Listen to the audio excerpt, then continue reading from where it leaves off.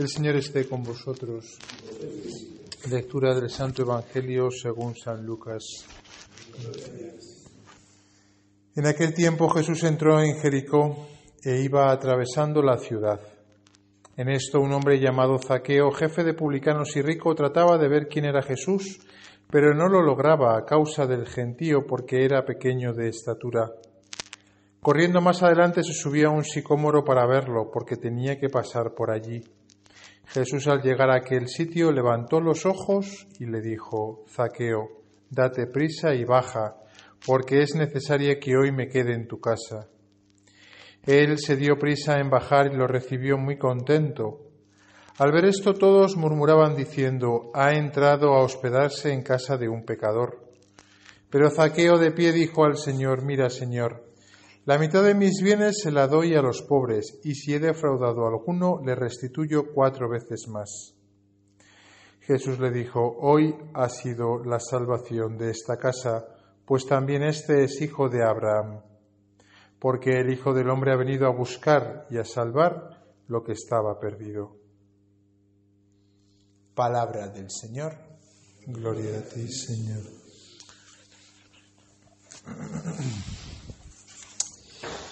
La palabra de Dios que hoy nos regala la Iglesia es muy hermosa, como siempre, pero quizá especialmente el domingo, con la conciencia de que a lo largo de todo el globo terráqueo se está leyendo la misma palabra de Dios que alimenta a todos los cristianos, ¿no?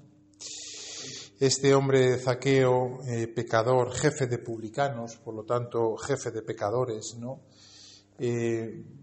Podemos muy bien vernos nosotros reflejados en él, ¿no? Sobre todo en este momento de los ejercicios en el cual estamos repasando, ¿no?, en nuestra vida y dándonos cuenta de la cantidad de desamor que hay respecto a Dios, ¿no?, que nos lo ha dado todo. Eso queda muy claro en la primera lectura, muy hermosa, ¿no?, del libro de la sabiduría, ¿no?, donde dice claramente que Dios ama a todos los seres y no aborrece nada de lo que ha creado. Porque si odiara algo de lo que ha creado, ¿cómo subsistiría si tú no lo quisieras? Luego, la creación es fruto del amor de Dios. Nosotros somos frutos del amor de Dios. Y la misma libertad que Dios nos ha dado es fruto, como veíamos ayer, del plan de amor de Dios. Lo que tuerce todo ese plan de amor es el pecado. El pecado fruto de nuestra libertad, que crea desamor allí donde debería de haber amor. Lo que pasa es que si la creación fue algo grande, la redención es algo todavía más hermoso, ¿no? Porque si ciertamente las cosas no deberían de haberse torcido y en ese caso hubiese salido todo redondo, ¿no? En la economía actual de la salvación, en la cual el ser humano, ¿no?, se ha apartado de Dios, ¿no?, el plan ha salido todavía más hermoso. Le ha costado a Dios ciertamente la vida. Y ha dejado la sangre, ¿no?, en ello, ¿no? Pero es todavía más hermoso porque se muestra que ese amor de Dios no solamente estaba en el inicio de la creación, ¿no?, de nuestra creación, sino que es un amor que está siempre ahí. No es como el Dios relojero de los ilustrados, ese Dios deísta, ¿no?, que creaba y se apartaba y dejaba que el mundo funcionase, ¿no?, con cierta justicia un poco fría, ¿no?, en la cual pues tú te comes lo que te guisas, ¿no?, como se suele decir. No, sino que Dios se ha compadecido de nosotros. Lo ha dicho también en la primera lectura, ¿no? Te compadeces, ¿no? Te compadeces de todos nosotros. Te compadeces de todos, porque todo lo puedes y pasas por alto los pecados de los hombres para que se arrepientan. Ese pasar de Jesús por toda la ciudad de Jericó, ¿no?, como de hecho fue así, ¿no?, es de alguna manera también un símbolo de lo que fue la vida de Dios, ¿no?, de Jesucristo, de Dios hecho carne, ¿no? Atravesó todo lo que nosotros atravesamos en nuestro día a día, ¿no?, y a lo largo de nuestra vida, ¿no?, que es una ciudad, pues como es una ciudad, ¿no?, hermosa por una parte, fea por otra parte, ¿no? Y Jesús es plenamente consciente de quién vive en esa ciudad, ¿no?, y de cómo está cada uno de los que habitan en esa ciudad, ¿no? Zaqueo, como decíamos, ¿no?, nos representa a todos nosotros, un hombre bajo de estatura, más allá de la altura de Él, podemos entender aquí que siempre hay, ¿no? En el Evangelio siempre tiene cada detalle tiene su posible interpretación, ¿no? Esa incapacidad de ver a Dios, ¿no? Esa incapacidad de Zaqueo en su vida diaria de verle, porque era corto de estatura en el plano físico, pero que en el plano espiritual bien podemos nosotros también, aquí en ejercicios claramente se ve, ¿no?, interpretar como una incapacidad para ver a Dios en nuestro día a día. Por eso es muy importante lo que hace Zaqueo, porque Zaqueo da el primer paso, que es subirse a un árbol, ¿no?, que es ponerse en la altura, ese deseo de ver a Jesús, ¿no?, ese deseo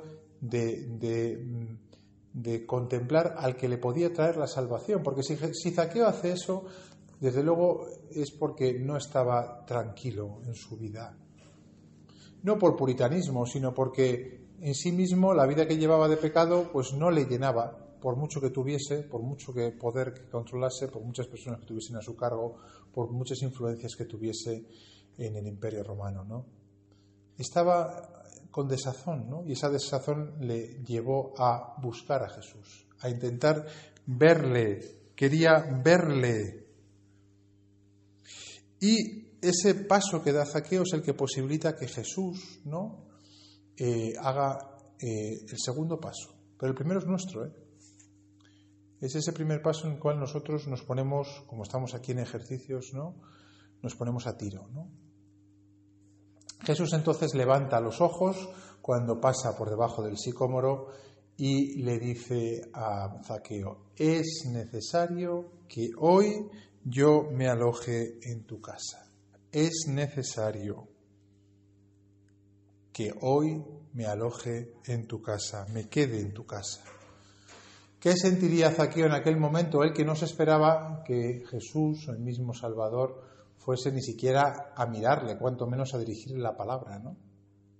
Eso es lo que pasa cuando nos acercamos al confesionario, ¿no?, cuando meditamos nuestros pecados, ¿no?, que experimentamos, ¿no?, que Dios realmente nos tiene al acecho, pero no como el que nos vigila para reprendernos, ¿no?, sino, lo ha dicho también la primera lectura muy hermosamente, ¿no?, sino que nos corrige poco a poco, nos reprende y nos recuerda nuestro pecado para que, apartándonos de él, creamos en Dios. Es como ese Padre bueno que tiene una paciencia infinita, ¿no?, que nos conoce, que nos ve, que nos deja actuar, ¿no?, pero cuando nosotros damos el primer paso en nuestro desamor, nos dice: es necesario que yo me aloje en tu casa, en tu corazón, ¿no? Zaqueo se vuelve loco en ese momento. Y eso también es lo que experimentamos nosotros cuando vemos que realmente podemos estar solos en el mundo, podemos ser despreciados por los hombres, podemos ser objeto de la injusticia, pero para Dios, como decíamos el primer día, nuestro nombre está en su corazón. Pasa la noche acordándose de nosotros. No se olvida de nosotros y nosotros nos volvemos hacia Él. Si nosotros nos volvemos hacia Él, porque es muy respetuoso. Si Zaqueo no se hubiese acercado, Jesús no le hubiese dicho nada, pero a la mínima que Zaqueo le muestra su desazón, Jesús le dice: es necesario que hoy me quede en tu casa. Zaqueo experimenta, por tanto, la contrición, el arrepentimiento profundo, que no es solamente un decir: he hecho las cosas mal, me arrepiento, pues vaya vida que he llevado. No, es el deseo de darle todo y más al Señor, ¿no? Es la respuesta propia de aquel que ha experimentado la misericordia de Dios, ¿no? Por eso Jesús acaba diciendo que Él ha venido precisamente a esto. No ha venido a buscar a los justos, sino a los pecadores. Es decir, nos viene a buscar a nosotros. Nos viene a buscar a nosotros cuando nosotros nos reconocemos necesitados de Él.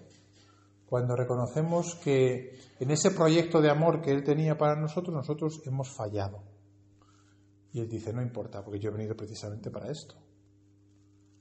Y precisamente porque eres pecador, precisamente por eso tú eres objetivo de mi amor. Por eso llega a decir San Agustín una frase que es muy atrevida, ¿no? Oh feliz culpa que mereció tal Redentor. decir feliz culpa de un pecado es muy atrevido, pero bueno, si un santo lo dice será por algo. Y ciertamente que precisamente por la culpa, por nuestro pecado, ¿no?, pudimos experimentar redoblado el amor de Dios. El deseo del alma, ¿no?, después de experimentar todo esto, es quizá lo que dice la segunda lectura, ¿no?, que es que el nombre de nuestro Señor Jesús sea glorificado en vosotros y vosotros en Él, según la gracia de nuestro Dios y del Señor Jesucristo. Glorificar a Dios, alabarle, adorarle. Eso es lo que hacemos los domingos. La civilización actual ha perdido la capacidad de alabar, de adorar, de dar gloria al nombre del Señor. Quizá nosotros no tengamos un carisma, ¿no?, que sea de expresar exteriormente, como los carismáticos, por ejemplo, ¿no?, esa alabanza a Dios. Pero eso no quiere decir que la liturgia romana, que es muy sobria, no haya este deseo, ¿no?, sobriamente escondido, pero desde luego latente, ¿no?, de dar gloria a Dios. De decir, gracias Señor, glorificado sea tu nombre, gracias por todo lo que has hecho en mí. Eso es lo que dice la Virgen María en el Magnificat, precisamente. La Virgen, que ella no tuvo pecado, pero aún así, ¿no?, era consciente de que si ella no había tenido pecado era por pura misericordia del Señor. Nosotros, pues sí que hemos experimentado el pecado y hemos experimentado la misericordia del Señor, ¿no? Y podemos decir con la Virgen, ¿no?, proclama mi alma la grandeza del Señor. Se alegra mi espíritu en Dios, mi Salvador, ¿no?, porque ha mirado la humillación de su esclavo.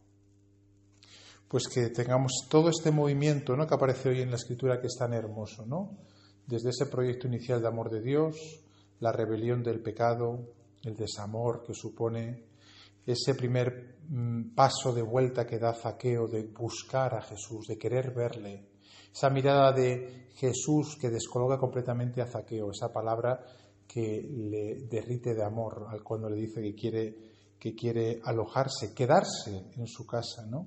Esa respuesta de Zaqueo que dice, pues entonces si tú me das 1 yo te doy 100, ¿no?, a cambio de ese perdón misericordioso que tú me das, ¿no? Y esa alegría de esa fiesta que se celebra en casa de Zaqueo, en casa de un pecador, pues con los amigos de Zaqueo, que serían pecadores, ¿eh? No creáis que fue quien invitó a los justos, invitó a los pecadores y en medio estaba Jesús, ¿no?, dando gloria a todos, ¿no?, a ese Dios tan misericordioso que se compadece de nosotros, que nos reprende ciertamente, ¿no?, pero que lo hace para que, recordándonos nuestros pecados, como decíamos en la primera lectura, nos apartemos del mal, creamos en Dios y le podamos dar gloria. Que nosotros podamos experimentar todo este movimiento y que nuestra alma se llene de paz, de júbilo, de alegría, de amor por el perdón que Dios nos brinda tan misericordiosamente.